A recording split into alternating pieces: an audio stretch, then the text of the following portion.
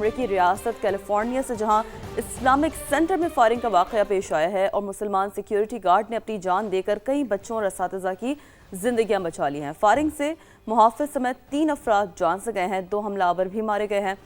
Islamic centre of San Diego county की सबसे बड़ी मस्जिद है, आपको ये भी बता दें, और कैंपस में स्कूल भी शामिल है जहां दीनी तालीम दी जाती है। जी हाँ, पुलिस के मुताबिक मुबैना हमलावरों में से एक की वालदा ने वाक़े से चंद घंटे पहले फ़ोन किया और बताया कि उसका बेटा ख़ुदकुशी के ख़यालात रखता है, वो कुछ हथियारों और एक गाड़ी समेत लापता है। अमरीकी सदर डोनाल्ड ट्रंप ने इस वाक़े की मज़म्मत करते हुए कहा है कि वाक़े को नफ़रत पर मबनी जुर्म के तौर पर हम देख रहे हैं। तो सैन डियागो में ये इंतहाई अफसोसनाक वाक़या पेश आया और इसी पर बात करने के लिए वाशिंगटन से हमारे साथ मौजूद हैं नुमाइंदा समा जनाब असफ़र इमाम साहब। असफ़र साहब, फरमाइएगा कि ताज़ा तरीन क्या इत्तलात हैं इस वाक़े से मुताल्लिक़ और वहाँ पर अब क्या हो रहा है? सैन डियागो पुलिस ने प्रेस कॉन्फ्रेंस की है और इसमें तमाम वाक़यात की तफसीलात दी हैं। बिल्कुल जो आपने बयान किया कि जो दोनों नौजवान थे उनके वालिदैन ने पुलिस को पहले ही इन्फॉर्म कर दिया था कि ये लापता है और साथ साथ उनके घरों से असलहा भी गायब है। यहाँ अमेरिका में मसला ये है कि असलहा जदीद तरीन असलहा ऑटोमेटिक हथियारों की तक रसाई बहुत आसान है, हर शख्स में हर घर पे असलहा मौजूद है और इस हवाले से हमेशा ऐसे इस तरह के किसी न किसी साने के बाद एक बहस शुरू होती है कि किसी तरह से असलहे पे पाबंदी आयद की जाए, लेकिन असलहे पे पाबंदी आयद नहीं हो पाती क्योंकि गन्स लॉबी जो है वो बहुत मजबूत है और वो ये समझती हैं कि ये अमेरिका के आईनी तौर पर लोगों का इख्तियार है कि वो अपने तहफ़्फ़ुज़ के लिए असलहा रख सकते हैं। तो ये इसका नतीजा ये है कि हर कुछ अरसे के बाद ऐसे सानियात होते हैं जिसमें जैसे यहाँ पे मास शूटिंग कहा जाता है। लोग नफ्सियाती तौर पर, ज़हनी तौर पर परेशान हाल जो लोग होते हैं वो इंतहा पसंदाना इक़दाम करते हैं। इस जो इस्लामी मरकज़ है सैन डियागो का सबसे बड़ा इस्लामी मरकज़ है जिसमें मस्जिद भी है और स्कूल भी है। यहाँ दीनी मदरसा नहीं बल्कि स्कूल है और वहाँ पे तालीम हासिल करने वाले मुसलमान और गैर मुस्लिम बच्चे भी हैं और साथ ही ये इस्लामी मरकज़ न सिर्फ मुसलमानों की खिदमत कर रहा था बल्कि पूरे इलाके के कम्युनिटी के लोगों के लिए भी बड़ी कारआमद था, उनके लिए बड़ी इनके फलाही काम कर रहा था। हमें इंतजामिया ने बताया कि उन्हें किसी तरह की कोई धमकी वगैरह कहीं से नहीं मिल रही थी, लेकिन ये 2 नौजवान हैं, नौउम्र नौजवान हैं जिन्होंने घरों से अपने हथियार उठाया है और फायरिंग की और फिर जाके खुद भी खुदकुशी कर ली है।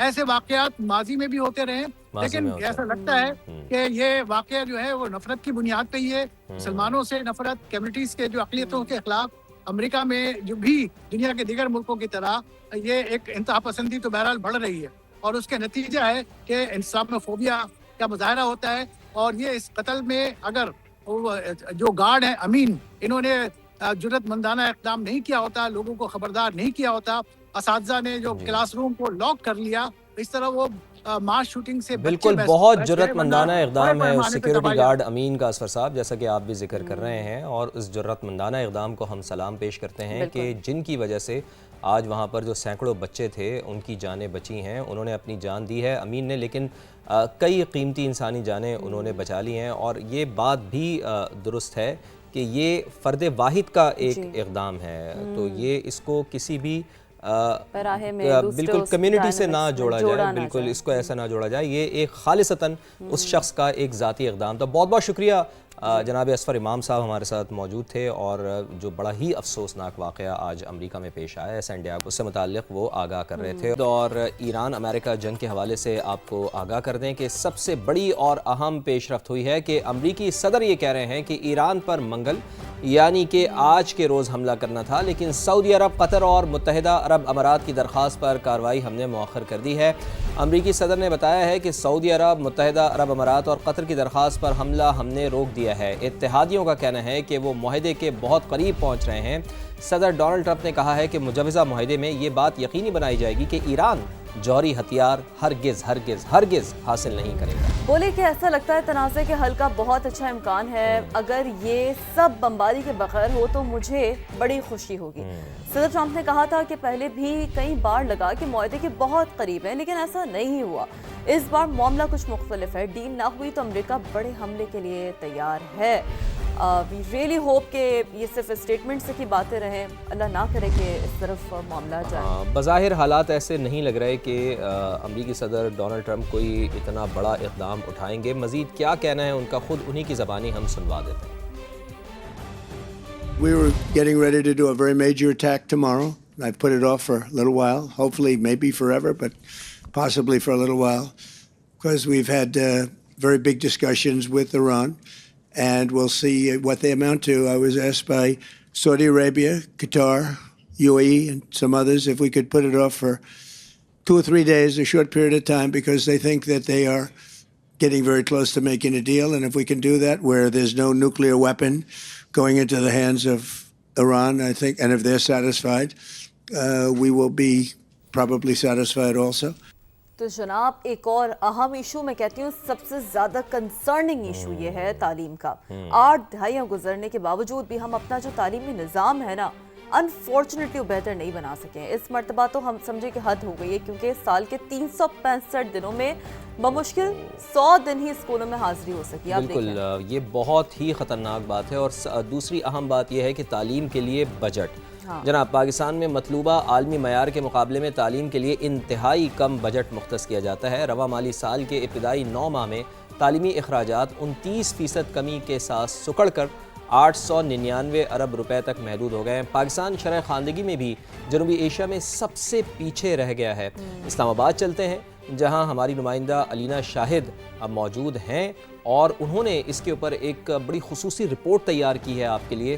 وہ آپ کو رپورٹ دکھا دیتے ہیں. دنیا بھر میں تعلیم پر جی ڈی پی کا مطلوبہ معیار 4 سے 6% تک سمجھا جاتا ہے, مگر پاکستان میں اس کی شرح 0.8 سے 1.9 کے درمیان ہے. حکومتی اعداد و شمار کے مطابق رواں مالی سال کے پہلے 9 ماہ میں تعلیمی اخراجات کم ہو کر 899 ارب روپے تک رہ گئے, جو گزشتہ سال کے مقابلے میں 29% کمی کو ظاہر کرتے ہیں.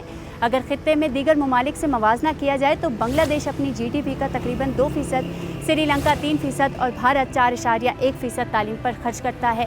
یہی وجہ ہے کہ پاکستان تعلیم کے میدان میں جنوبی ایشیا میں سب سے پیچھے ہے. وفاق اور صوبوں کو ملا کر پاکستان میں تعلیم کا مجموعی بجٹ 1600 سے 1700 ارب روپے کے قریب ہے.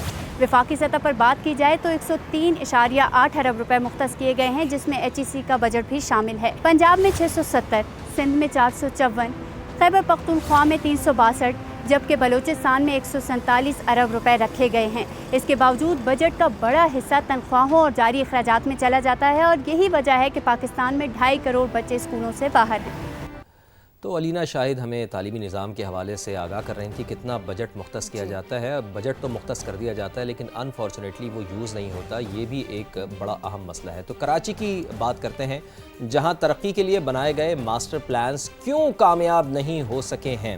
یہ ایک بڑی اہم وجہ اس کی سامنے آئی ہے کہ گریٹر کراچی ریجن پلان 2047 پر کام کرنے والے غیر ملکی کنسلٹنٹ کہتے ہیں کہ اختیارات کا بکھرا ہوا نظام اور کمزور گورننس ترقی کی راہ میں سب سے بڑی رکاوٹ ہے. ایکچولی جی, اب آپ نے بات کی ہے نا, پورے سال جو ہم بات کرتے ہیں نا کہ کیوں نہیں بجٹ امپلیمنٹ ہوتے, کیوں نہیں پالیسی وہاں پہ امپلیمنٹ ہوتی, کام کیوں نہیں ہوتے, بہت گہری بات کی آپ نے. ٹیکنیکلی یہی ریزن ہے.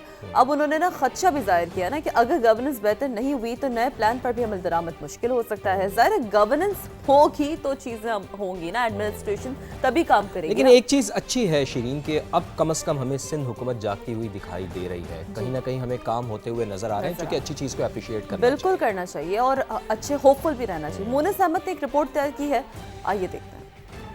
کراچی پاکستان کا سب سے بڑا شہر, لیکن مسائل بھی اتنے ہی بڑے. ٹریفک, پانی, سیوریج, تجاوزات اور بے ہنگم تعمیرات کے باعث ماضی کے کئی ماسٹر پلانز کامیاب نہ ہو سکے. حکومت سندھ اگلے 20 سال کے لیے گریٹر کراچی ریجنل پلان 2047 تیار کر رہی ہے. پلان پر کام کرنے والے غیر ملکی کنسلٹنٹ کہتے ہیں ماضی کے منصوبے بیڈ گورننس اور کمزور عمل درآمد کے باعث ناکام ہوئے. خدشہ ہے کہ اگر گورننس بہتر نہ ہوئی تو یہی مسئلہ دوبارہ سامنے آ سکتا ہے. Fragmented governance is one of the key issues that, of course, has been identified, and I think it's well known about by members of different parts of the government. Governance was also one of the key issues that has hindered the implementation of previous master plans. Without that governance framework, it will be more challenging to see the successful implementation of this plan. Project director Arshad Khan کے مطابق 1 ارب 90 کروڑ روپے کی لاگت سے تیار ہونے والا plan اگلے سال جون تک مکمل ہوگا۔